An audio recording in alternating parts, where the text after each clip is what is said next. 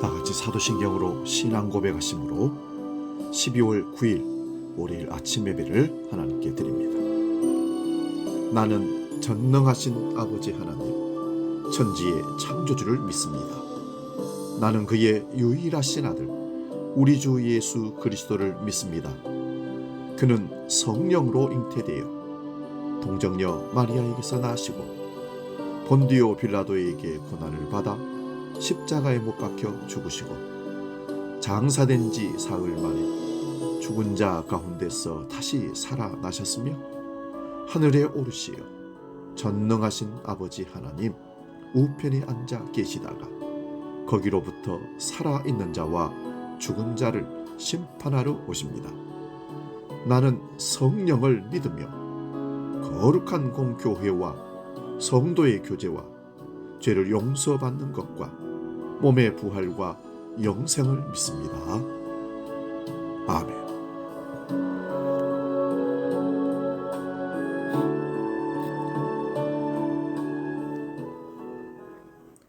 찬송가 549장 내 주여 뜻대로 함께 찬송합니다.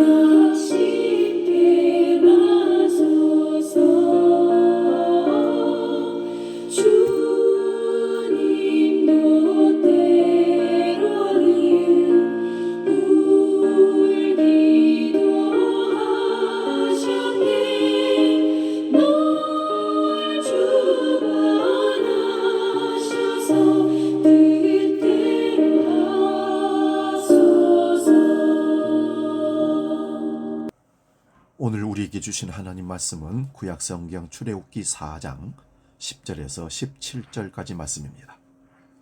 구약성경 86면에 있습니다. 이 말씀 봉독할 때에 살아계신 하나님의 음성을 들을 수 있기 바랍니다. 출애굽기 4장 10절에서 17절 말씀 지금 봉독합니다. 모세가 여호와께 아뢰되 오 주여 나는 본래 말을 잘하지 못하는 자니이다. 주께서 주의 종에게 명령하신 후에도 역시 그러하니 나는 입이 뻣뻣하고 혀가 둔한 자니이다. 여호와께서 그에게 이르시되 누가 사람의 입을 지었느냐? 누가 말 못하는 자나 못 듣는 자나 눈 밝은 자나 맹인이 되게 하였느냐? 나 여호와가 아니냐? 이제 가라. 내가 내 입과 함께 있어 할 말을 가르치리라. 모세가 이르되 오 주여 보낼 만한 자를 보내소서. 여호와께서 모세를 향하여 노하여 이르시되 내 이사람 내 형 아론이 있지 아니하냐? 그가 말 잘하는 것을 내가 아노라. 그가 너를 만나려 나오나니 그가 너를 볼 때에 그 마음에 기쁨이 있을 것이라. 너는 그에게 말하고 그의 입에 할 말을 주라. 내가 내 입과 그의 입에 함께 있어서 너희들이 행할 일을 가르치리라. 그가 너를 대신하여 백성에게 말할 것이니 그는 내 입을 대신할 것이요 너는 그에게 하나님같이 되리라. 너는 이 지팡이를 손에 잡고 이것으로 이적을 행할지니라. 아멘.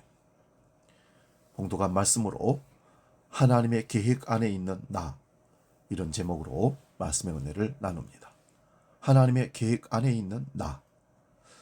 우리를 향하신 하나님의 그 뜻이 다 이루어지기 전까지는 어느 누구에게 어느 세력이 결코 우리를 빼앗기지 않으시고 머리털 하나까지도 다 세심받으며 항상 우리와 함께 하실 하나님 아버지, 그분을 찬양하며 경배합니다. 그분을 기쁘시게 해드리며 그분께 영광 올려드리며 그분께 찬송 올려드리기 위해서 이 땅에 태어나게 하시고 택함받은 우리들임을 우리는 믿습니다.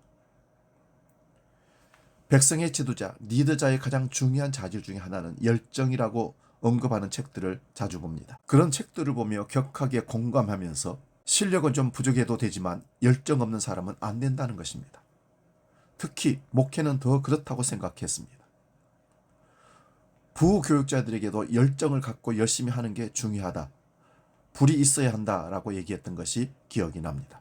그런데 하나님은 이렇게 세상 속에서 경험을 통해 배운 삶의 지혜들을 말씀을 통해서 여지없이 깨뜨려 버릴 때가 있습니다. 우리 생각을 완전히 뒤엎으시고 나는 못합니다. 의욕도 없고 비전도 없습니다 하는 사람을 하나님이 쓰시더라는 것입니다. 오늘 본문에 나오는 모세는 누구보다도 뜨거운 열정의 소유자였습니다. 40세 때 동족들을 향한 사랑도 뜨거웠고 말로만 사랑이 아니라 즉각적인 행동력까지 갖춘 그런 사람이었습니다. 그런데 하나님은 그때 모세를 사용하지 않으셨다는 사실입니다. 오히려 광야를 떠돌며 과거에 찬란했던 젊음과 열정이 다 사라진 뒤 80세 나이에 모세가 내가 무엇을 할 수 있을까 고백하는 그때에 하나님은 그를 사용하셨다는 사실입니다. 이렇게 출애굽기에서 하나님이 모세를 부르시는 동안 모세는 무려 5번이나 하나님의 부르심을 거절합니다. 계속 거절하는 사람에게 같이 하자는 얘기를 몇 번까지 여러분 할 수 있을까요? 삼고초려라고 하는 말을 들어보셨을 겁니다. 3번까지는 몰라도 4번 거절한 사람에게 5번째 손을 내미는 사람은 거의 없을 것입니다. 그런데 하나님은 끝까지 모세를 부르십니다. 10번 아니 20번도 더 그를 부르시고 이적을 보여주시며 설득하셨을 것입니다. 하나님께서 모세의 거절을 다 견디고 용납하시면서 그를 부르시는 것은 우리의 삶도 그렇게 할 때 하나님 나라의 역사가 이루어진다는 것을 보여주시기 위한 것입니다. 한 번 순종 안 했다고 단번에 정리해버리는 것이 아니라 끊임없이 기다리고 용납하고 받아주면서 마침내 열정도 없고 실력도 없지만 사랑하는 우리로 하여금 사명을 감당하게 하시는 것이 하나님의 방식입니다. 과거 제가 가장 싫어했던 소리는 우유부단하다는 말이었습니다. 우유부단하다는 말은 결단력이 없다는 뜻이고 자신만의 색깔이 없다는 뜻이기도 합니다. 용기도 없다는 것을 뜻합니다. 뭔가 빨리 결정할 용기가 없고 책임질 용기도 없어서 언제나 우유부단한 나에 대해 부정적인 생각이 항상 있었습니다.